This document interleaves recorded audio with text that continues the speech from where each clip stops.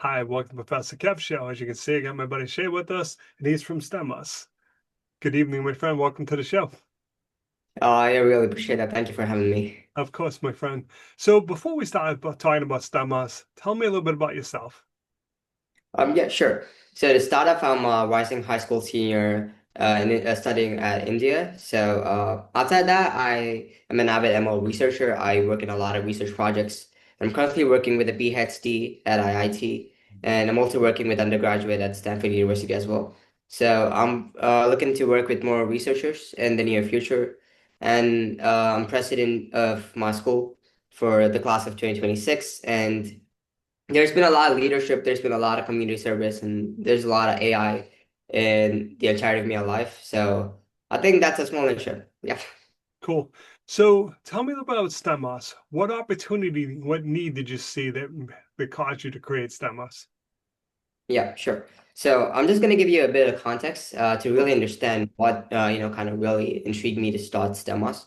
So I'm not sure about other countries, but in India, like particularly, like if you go to the rural south of India, when you go to like community schools or rural schools that are not much aided by the government, you see that people and students don't even know what a Google Chrome is. They just so I was in an orientation program. I just remember this very vividly. I was in an orientation program and I was teaching them, about the basics of computer. And then there's this one kid who stood up and asked me, what was that, colorful circle? And it made no sense because I was brain struck because it was Google Chrome, but he was 11th grader. So you understand that 11th graders, they still don't know what Google Chrome is.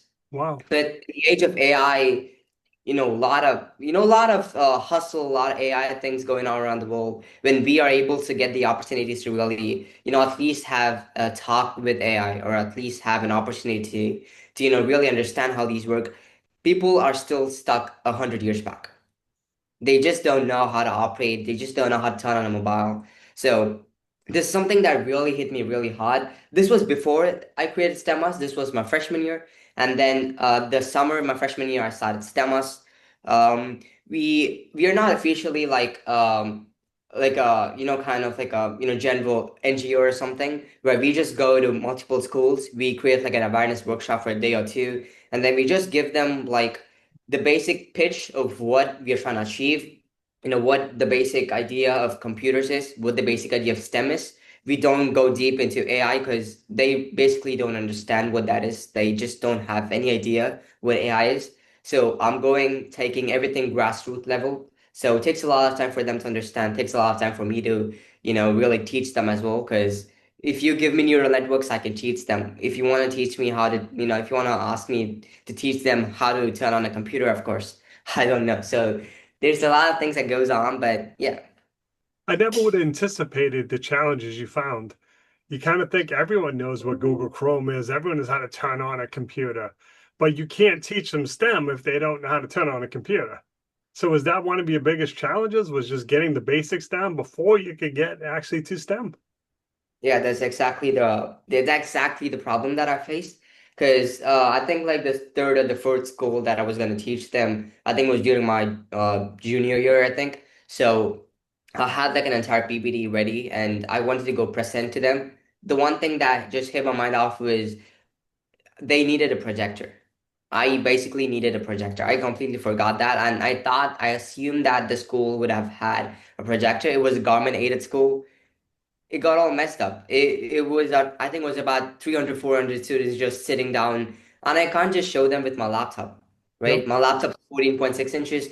The second row is not able to see it. So the entire day's program was completely collapsed. I couldn't do anything else because I couldn't get like a makeshift projector. I wasn't an electrician, so I really didn't know what to do. But I rather shut off my computer. I just went with my voice. I just, just gave them things that I knew, nothing more specific or, but I was really upset that day. But the next day we arranged, projector and then we made to see that. So yeah, there's a lot of difficulties that comes through it. The idea is great. Teaching STEM to underprivileged kids is great, but the amount of, problems, the amount of rocks that you have to move every single time you have to show them something is very hard.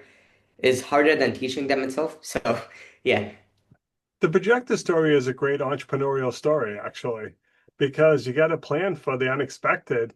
I know that's happened to me going to different places to do a presentation. It's like, okay, you assume everyone has a projector, or I'll bring my little flash drive, like, okay, where do I plug in? Like, we don't have a place to plug in. Don't you have it out online? Like, oh, yeah, I do. But what's my password? No, choco. But again, it's a great entrepreneur story because you got to anticipate the things that's going to go wrong. So, crystal ball time, my friend. What are you hoping to accomplish with this idea? Right. So right now we have been collaborating with about 6 or 7 organizations in India itself. We are with one organization in the US. It's not a huge organization; they're a startup as well. So we are aiming to bring this to at least in the South Asia region. We're not trying to go Europe. We're not trying to go North America entirely, but at least in the South Asian or bring more collaborations in, bring more students in, because we're not like a traditional tutoring kind of service where we just provide them with daily lectures or help them with academic stuff. That's not what we are for. We are here to build them a grassroots foundation of what a computer actually does. We are not here to train students who are well off. We are here to train students who really can't afford a computer, even a person who doesn't really know what Google Chrome is in the really emerging AI. So that's the kind of students that we require. So we are on track with 2,500 students that we have tutored until now. It's basically a lot of schools in South India itself, basically my hometown. So that's how I got most of my contacts itself. So we have also been recognized by a couple of organizations, and I'm looking to get like a governmental awardee in the month of September, October. That's been arranged as well. So there's a lot of recognition, but we're still in the hunt of kind of finding more collaborations. Reaching more students. I think that's our only goal for now for STEMOS. Awesome. What's the best way for people to reach out to you? How can they get in touch? Right now we are on the stage of building an entire website, a full hand website, because we basically measured only an impact. We never thought that because you understand from my entirety of speaking, students don't even know what a Gmail address is. So you can't expect them to, go through a website and just go through it and just register with your email address or something. So that was not a primary focus. So now we're currently developing an entirety website with the entirety of backend and front end as well. So right now, I think the best way is my LinkedIn or my Gmail account or my Outlook account where they can hop in. You can just ask me or, yep, anything works. Awesome. Shay, I appreciate you taking a few minutes calling the show. And as always, thanks for being my friend. Yeah, appreciate that.